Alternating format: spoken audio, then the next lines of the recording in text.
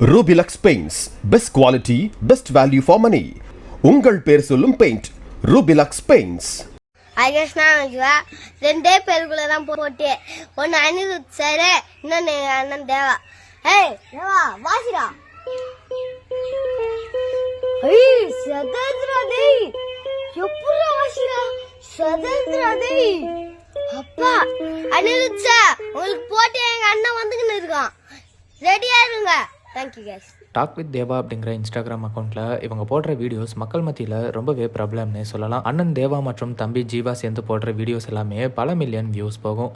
அந்தளவுக்கு இவங்க வீடியோஸை மக்கள் பலரும் விரும்பி பார்க்குறாங்க.